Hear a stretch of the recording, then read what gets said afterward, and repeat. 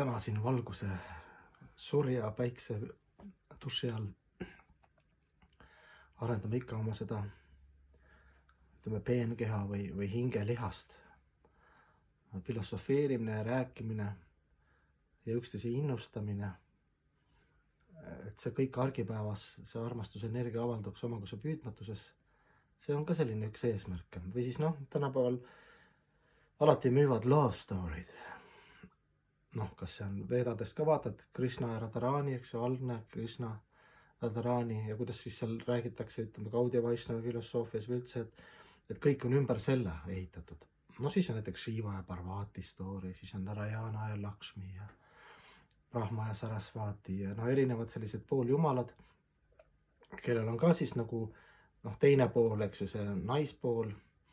Ja siis mis siis nagu toimub, et siis nagu hakkab kohe toimuma midagi, eks ju. Ja see köidab meid, et tegelikult ütleme näiteks Srimad Bhagavatam, mis on siis Vedade, nagu öeldakse, koorekiht, päris palju raamatud on seal.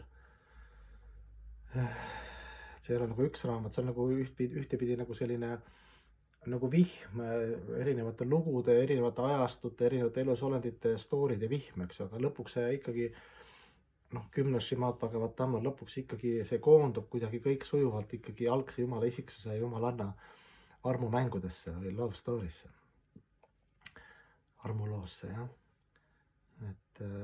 Ja siis ütleme, seda informatsiooni on palju, meil on huvi või ei ole huvi, on see müstika või legend või välja mõeldud või igast asju meil tuleb siis, igast traumasid, religioosseid traumasid meil, ma ei tea, kõik vaimsusega seotud traumad, siis on materiaalse maailma traumad, siis me vaatame, see on mingi kauge informatsioon, kuidas seda argipäevas üldse rakendada, et siin on hästi palju erinevaid põhjusi, miks see meid ei köida, aga miks see ikkagi alateadlikult ikkagi nagu huvitav või algselt inimeste hinge ikkagi köidab, kuna me oleme lahutamatu osake sellest algest ja seal Vedades kuidagi siis jõutakse sinna absoluudini, tema esimese laienduse Radharanini, eks ju, jumalannani.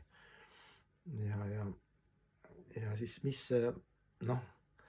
vahendid selleks on, kas selleks on mingi raske filosoofia või sanskriti keel või askees või tapasja või jumaluste teenimine, pühakirjade teenimine, vaimse õpete teenimine, emakese looduse teenimine, dharma järgimine, oma kohustuste ülesannete, eks ju, vanemate austamine, ühiskondlikud kõik, et kas see on nagu kõik koos.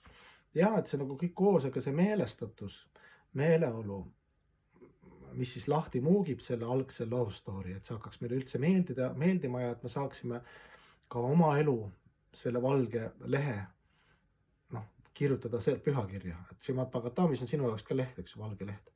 Et su kogu elu oleks nagu Srimad Bhagavatam, eks ju.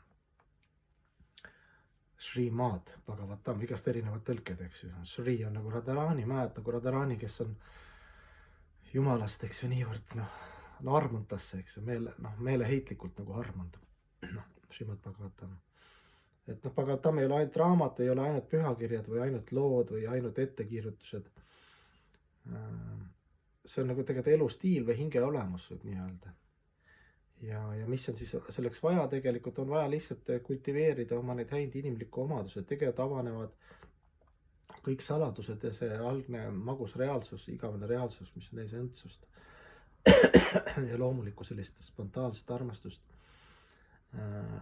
Meil on vaja, eks ju, alandlikkust, tänulikkust, aga selleks on vaja teadmised, mille eest tänulik olla. Ma ei saa aru, kuidas see loodus funktsioneerib. Kui sa saad aru täpselt, kuidas see loodus funktsioneerib üldprintsiipis, siis sa tegelikult vaimustud Jumalast.